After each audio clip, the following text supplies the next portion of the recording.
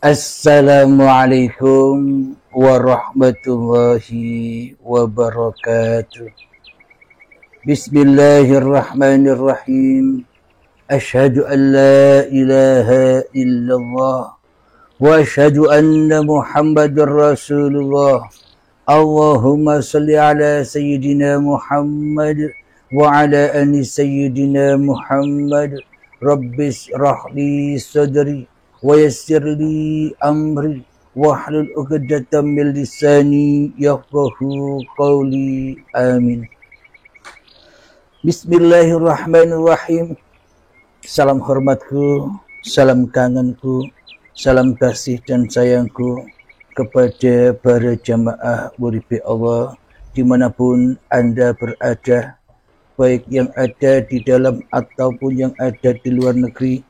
Semoga kita semua senantiasa selalu di dalam kesehatan, di dalam keberkahan, baik rezeki ataupun rezeki kesehatannya. Amin, amin, ya rabbal alamin.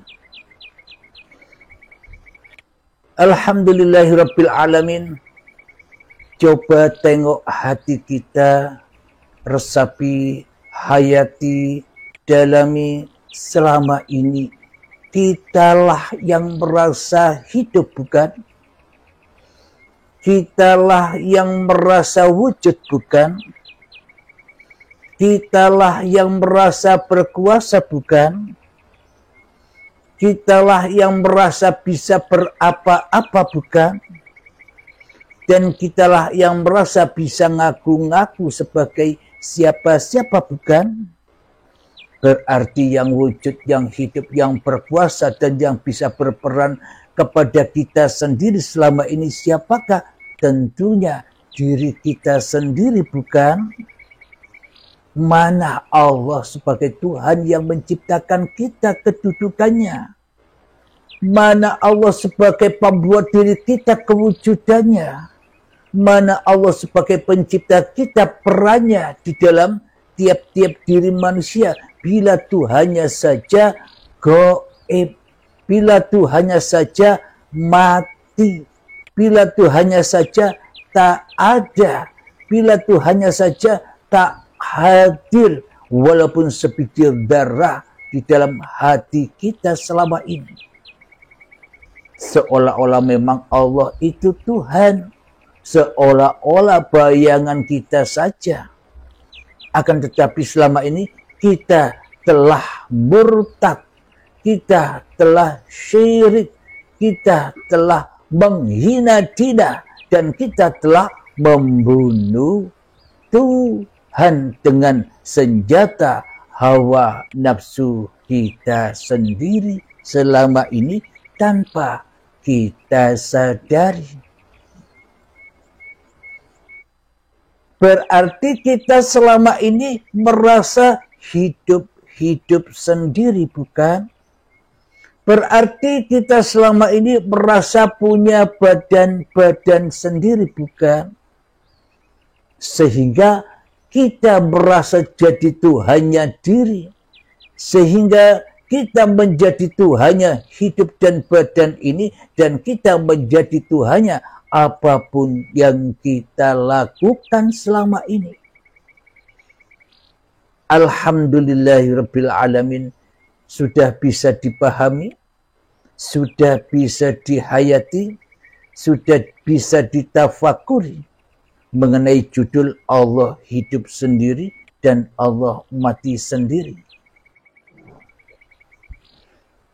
Lalu bagaimana mungkin Allah dikatakan wujud bagi kita? Lalu bagaimana mungkin Allah dikatakan hidup bagi kita? Lalu bagaimana mungkin Allah dikatakan berkuasa bagi kita? Lalu bagaimana mungkin Allah disebut pencipta, pembuat, penggerak diri kita? Sementara selama ini kita yang jadi Tuhannya, kita yang merasa hidup, kita yang merasa hadir, kita yang merasa ada di dunia ini tanpa Tuhan. Karena keyakinan kita semua umat manusia nanti ketemu Tuhan hanya di surga saja, yakni kenikmatan yang teragung, kenikmatan yang maha agung, maha besar, maha mulia, hanya ada di surga ketika menyaksikan Allah, ketika menyaksikan Tuhan yang menciptakan alam semesta ini. Keyakinan kita kan selama ini demikian. Coba kita hayati keyakinan kita selama ini. Bila Allah, bila Tuhan, bila Sang Hyang Widi, bila Gusti itu adanya di atas langit atau di dalam surga besok, berarti Allahnya di dunia ini mati dong.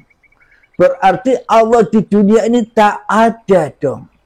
Berarti Allah di dunia ini tak bisa ngapa-ngapain dong.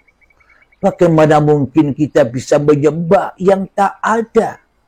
Bagaimana mungkin kita bisa menyembah yang tak wujud? Tentunya yang kita sembah, tentunya yang kita abdi, tentunya yang kita jadikan pemimpin selama ini ya yang wujud, bukan? Yakni hawa nafsu kita sendirilah yang kita jadikan pemimpin hati kita. Itulah aplikasi dari iblis dan setan yang nyata bagi kita, yang selama ini kita silau menghadapi musuh dijadikan Tuhan dan Tuhan dijadikan musuh. Inilah yang dimaksud Allah hidup sendiri, Allah mati sendiri. Jadi hati kita pun prakteknya demikian tanpa kita sadari selama ini. Karena kita beragama, karena kita bertuhan ala iblis, ala setan, ala kafirin, ala musyrikin, ala orang-orang yang mensekutukan dirinya dengan Tuhannya. Seolah-olah kita yang jadi Tuhan, seolah-olah kita yang jadi raja, seolah-olah kita yang jadi pemimpin, otomatis Allahnya mati. Hanya kita yang hidup sendirian di dada kita. Qiyamuhu binafsihi, tapi qiyamuhu binafsihi, sifatnya Allah telah kita rampas semua selama ini. Seluruh sifat-sifat Allah itu sudah kita akui sebagai sifat diri manusia kita selama ini. Itulah bukti yang nyata, yang jelas bahwa Allah mati sendiri. Yang hidup hanyalah diri kita, yang hidup hanyalah hawa nafsu kita, yang berkuasa hanyalah iblis dan setan yang merusak dunia ini. Inilah Dajjal itu. Inilah setan itu. Selagi kita tak bertuhan dengan cara bertuhannya para nabi dan rasul, yakni bertuhankan agama yang rahmatan lil alamin untuk seluruh manusia, selamanya kita jadi Dajjal. Kita jadi Fir'aun yang matanya hanya satu, yakni hanya menyaksikan dunia saja. Akhiratnya terbakar, akhiratnya sesat, akhiratnya yakni masuk ke dalam jahanamnya Allah. Ending dari apa yang kita perbuat selama ini jahanam, bukan surga, bukan ketenangan, bukan lilah, akan tetapi ending seluruh perjalanan kita di dalam kehidupan ini, mulai akil balik tiba hingga setua ini, endingnya seluruhnya kepada neraka, kepada Dajjal. Setor ibadahnya, setor kehidupannya, setor apa yang dilakukannya kepada Dajjal, kepada hawa nafsunya, kepada iblis dan setannya, maka terbakarlah, maka dimakanlah apapun yang dimilikinya. Ilmu dibakar sendiri, dimakan sendiri. Amal dibakar sendiri, dimakan sendiri. Amal ibadah apapun itu sejak akil balik hingga setua ini, sholat-sholatnya dipersembahkan kepada hawa nafsunya untuk pemuas hawa nafsunya hingga dibakar, dimakan-makan sendiri. Kenapa? Karena Allahnya mati, karena Allahnya tidak wujud, karena Allahnya tidak hadir, karena Allahnya tidak hidup. Kenapa? Karena manusianya yang merasa jadi Tuhan di dalam tiap-tiap hatinya. Inilah bukti yang sangat amat nyata. Allah hidup-hidup sendiri, Allah mati-mati sendiri. Kita dulu merasa hidup-hidup sendiri dan mati-mati sendiri. Untuk memperdalam kajian ini, marilah kita latih dulu hati kita, jiwa kita, nyawa kita, roh kita, kehidupan kita, kita hening-heningkan, kita hancur-hancurkan, kita mati-matikan, maknanya kita persembahkan lagi semua apapun yang bukan milik kita. Walaupun sebiji darah, tak ada setitik pun apa yang kita miliki, melainkan semuanya persembahkan kembali kepada Al-Haq, yakni Uripe Allah. Mengheningkan cipta, mulai, silahkan. Bismillahirrahmanirrahim.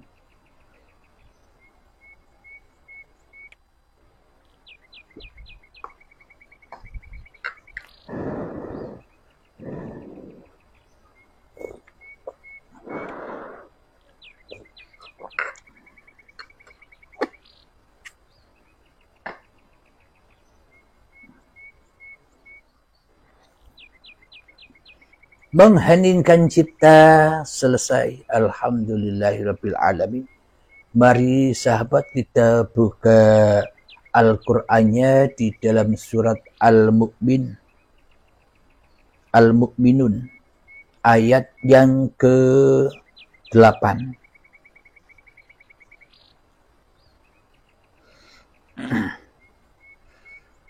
Mari kita baca. A'udzu billahi minasy syaithanir rajim. Bismillahirrahmanirrahim.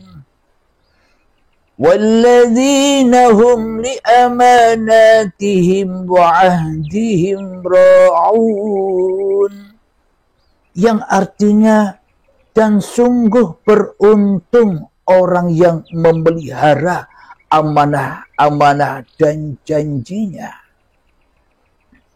Jadi siapakah orang-orang yang beruntung itu? Orang-orang yang menjaga amanah-amanahnya. Kehidupan ini, apapun yang kita lakukan, badan ini, dan di antara hidup dan badan, yakni seluruh aktivitas-aktivitas kehidupan kita, inilah amanah-amanah Allah.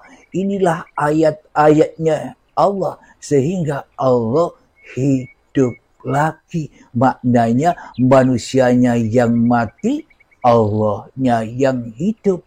Bila manusianya yang hidup, Allahnya yang mati. Jadi yang dimaksud mati itu sesebutan Allahnya. Allah kan hanya nama.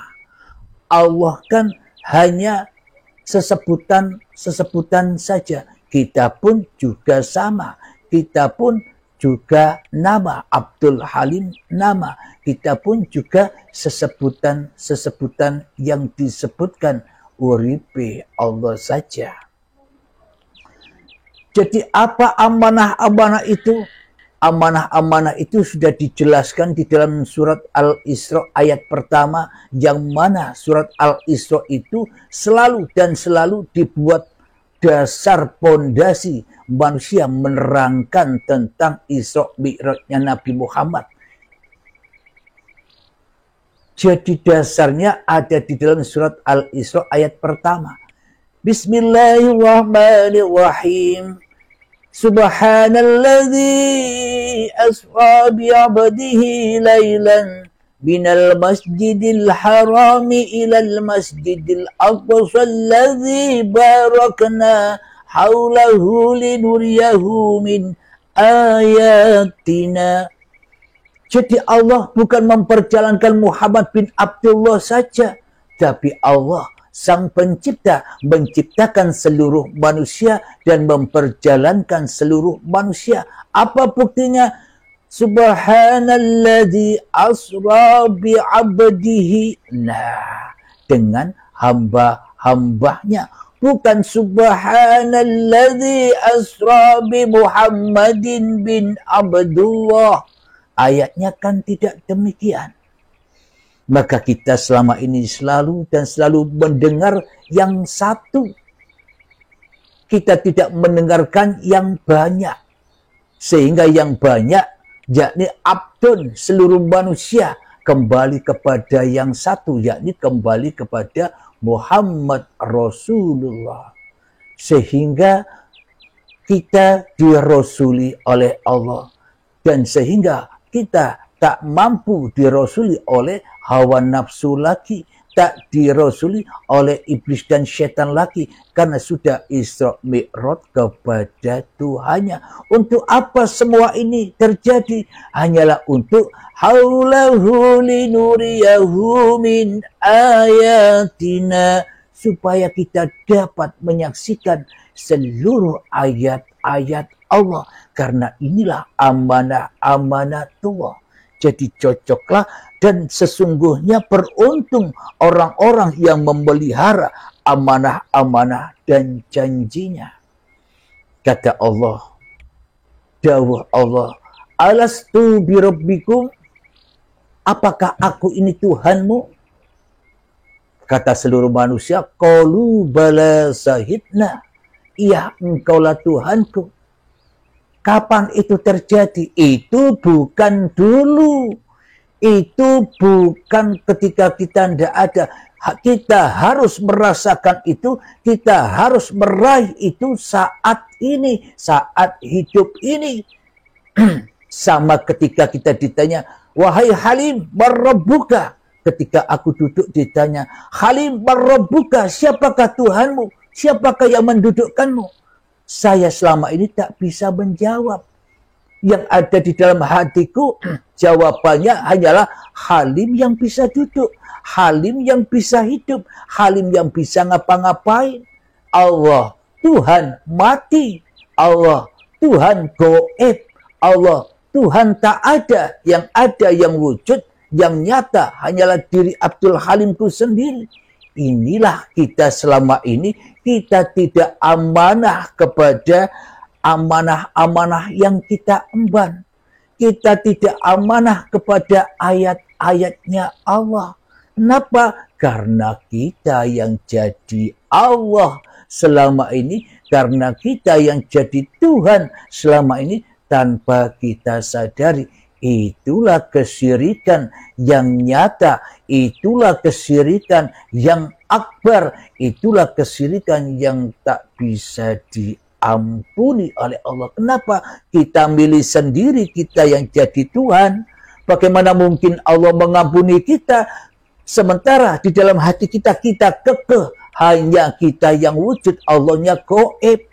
Bagaimana mungkin Allah bisa mengampuni kita sementara kita tak mentuhankan Allah? Bagaimana mungkin kita dapat ampunan dan surga Allah sementara kita, keyakinan kita, iman kita hanya kepada hawa nafsu, iblis dan setan serta dajjal laknatullah. Kita rela ridho masuk surganya Dajjal, yakni kesibukan-kesibukan, yakni kita dipanas-panasi selalu oleh kepentingan-kepentingan, oleh urusan-urusan dunia saja. Silakan dilogikakan sendiri dalam tiap-tiap hati kita, termasuk saya sendiri. Saya juga belajar sama dengan Anda sekalian, belajar kepada paparan-paparan uripi Allah. Anda tidak tahu, setelah ngaji begini, saya dengarkan sendiri apa yang dikaji. Kenapa? Karena ketika mengaji, saya tidak menyadari apa yang saya sampaikan. Jadi saya dengar-dengar sendiri, sama seperti Anda, sama menjadi pendengar uripe Allah.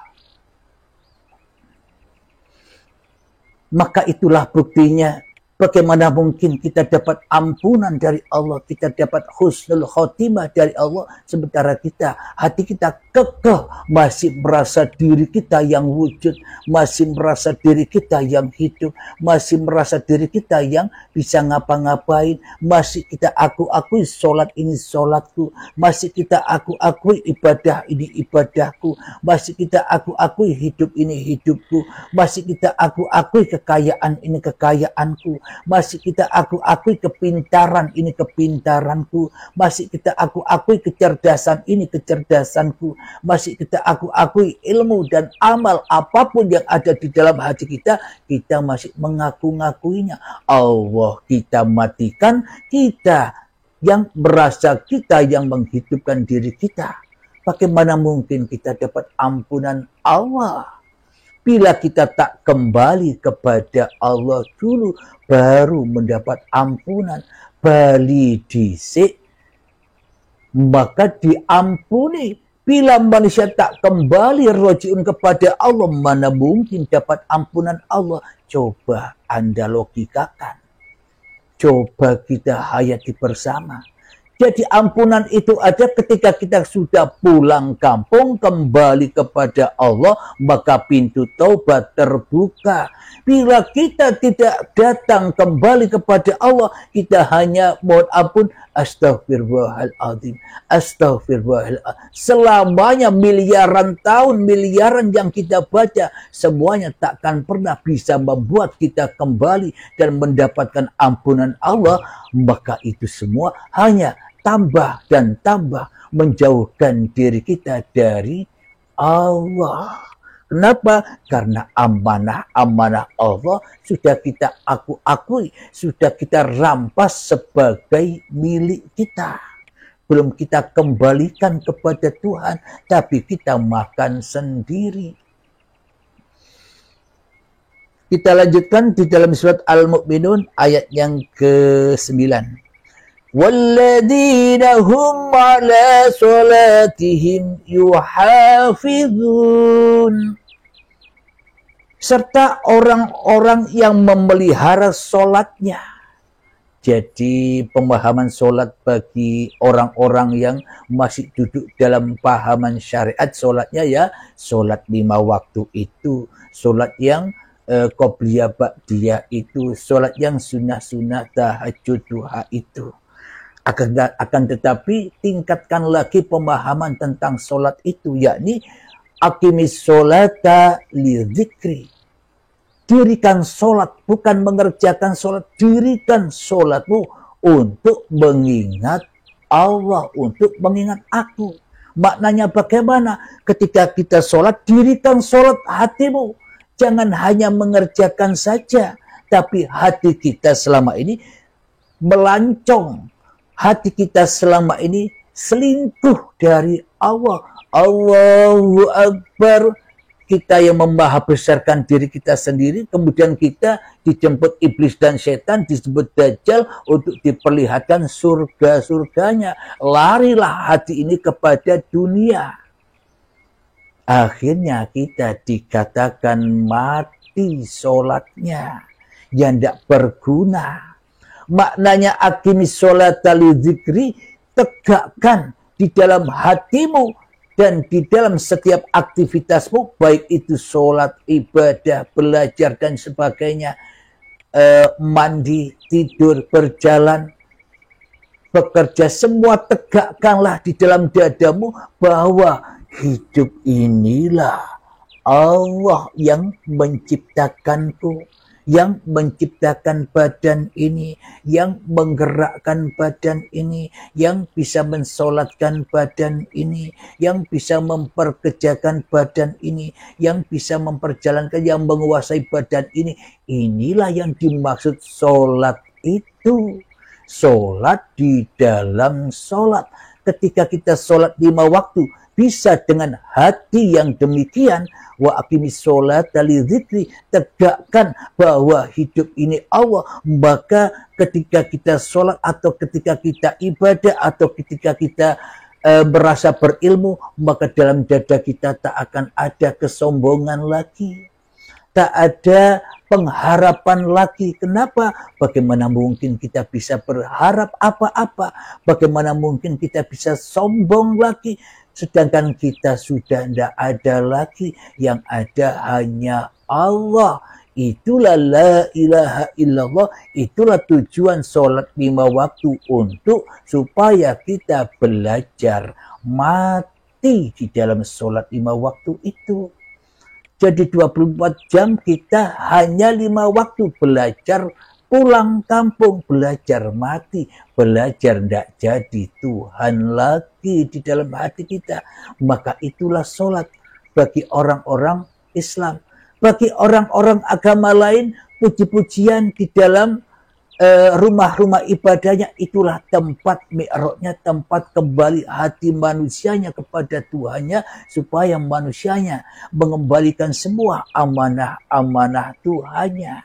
Bila seluruh manusia mengenal Tuhannya, apapun perbedaan-perbedaan nama agamanya, apapun perbedaan-perbedaan syariat-syariat agamanya, bila sudah hatinya mengenal Tuhan yang seperti ini, inilah agama rahmatan lil alamin.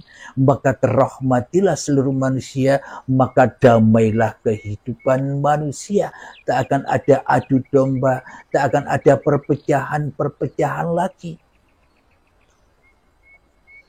Inilah yang dimaksud datangnya Al-Mahdi, kedamaian setiap hati manusia yang sudah menyadari jati diri manusianya yang tak ada. Setiap diri manusia yang sudah menyadari jati diri manusianya yang tak hidup, yang tak wujud, yang tak bisa apa-apa. Itulah yang dimaksud Al-Mahdi. Itulah Tuhanmu yang telah memberi petunjuk dan hidayah kembali kepada Tuhanmu yang menciptakan kamu. Itulah yang dimaksud Al-Mahdi yang ditunggu-tunggu saat akhir zaman itu. Jadi akhir zamannya manusia tidak sama, bro. Akhir zamannya manusia nafsi-nafsi. Jadi jangan bayang-bayangkan akhir zaman itu seperti yang di gambar-gambar, yang di video-video itu bersama-sama. Tidak, akhir zamannya sendiri-sendiri, tergantung Allah yang menghendaki masing-masing hambanya. Dikehendaki sekarang atau dikehendaki besok untuk baiat, untuk masuk kembali kepada agama Allah. Siapa? Agar diberi petunjuk Al-Mahdinya yang dibaiat itu, supaya bisa kembali ke jalan Allah. Apa isi baiatnya? Lepaskan semua hak-hak yang kau anggap itu hakmu. Padahal saya tak punya hak apa-apa di dalam dunia ini, di dalam kehidupan ini. Kenapa? Karena Allahnya yang sudah nyata, karena Allahnya yang sudah wujud, karena Allahnya yang sudah hidup. Maka matilah kekuasaan kehidupan manusianya di dalam hatinya. Inilah yang dimaksud Allah hidup-hidup sendiri, Allah mati-mati sendiri. Ketika dulu saat kita diberangkatkan dari tanah sampai menjadi bayi, itulah uripe Allah. Namun ketika saat datang detik-detik akil balik tiba, maka kita yang mati merasa hidup, maka otomatis Allahnya mati sendiri. Maknanya Allahnya ditiadakan oleh kita semua. Yang ada hanyalah diri kita sendiri. Tuhan-Tuhan yang disembah oleh manusia selama ini hanyalah formalitas-formalitas saja. Hanyalah menyembah masing-masing hawa nafsu manusianya saja. Mari kita lanjutkan ayatnya. Surat Al-Mu'minun yang ke-9.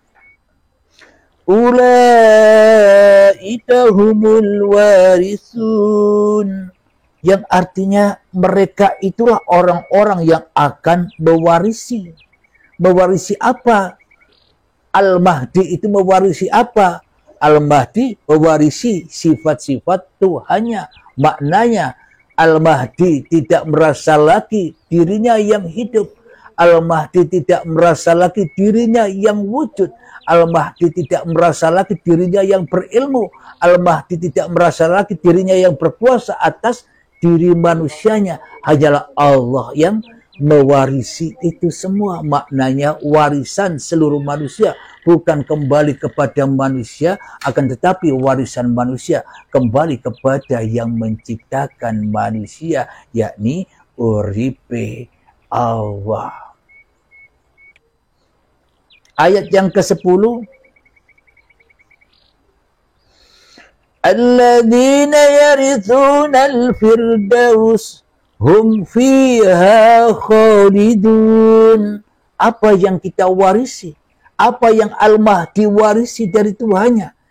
Yakni yang akan mewarisi surga Firdaus. Mereka kekal di dalamnya. Nah, itulah kebahagiaan. Itulah kedamaian ketika Al-Mahdi sudah datang di dalam hati kita untuk berperang, melawan Dajjal, melawan iblis dan melawan setan. Tapi Al-Mahdinya ya harus dibaiat dulu. Bila belum dibaiat, dia belum menjadi Al-Mahdi, masih menjadi kafirin. Kenapa? Karena Allahnya mati, karena manusianya yang merasa hidup, manusianya jadi Allah. Tanpa baiat selamanya manusianya tetap jadi Tuhan terus di dalam kehidupannya. Kita lanjutkan ayat yang ke-11.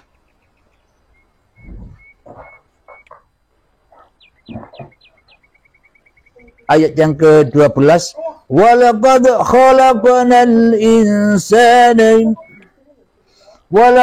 khalaqnal insana min sulalatin min tin. Dan sungguh kami telah menciptakan manusia dari saripati berasal dari tanah.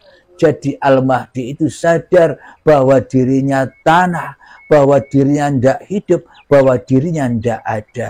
Itulah Al-Mahdi yang kita tunggu-tunggu bersama. Di mana? Di dalam tiap-tiap hati manusianya. Alhamdulillahirrabbilalamin. Semoga saya khususnya dan semoga kita semua dipahamkan oleh Allah Subhanahu wa ta'ala. Amin ya rabbal alamin. Bismillahirrahmanirrahim. Rabbana atina fid dunya hasanah wa fil akhirati hasanah wa qina adzabannar. Wa sallallahu ala sayyidina Muhammad wa ala alihi wa sahbihi wasallam. Walhamdulillahi rabbil alamin. Akhirul kalam. Assalamualaikum warahmatullahi wabarakatuh.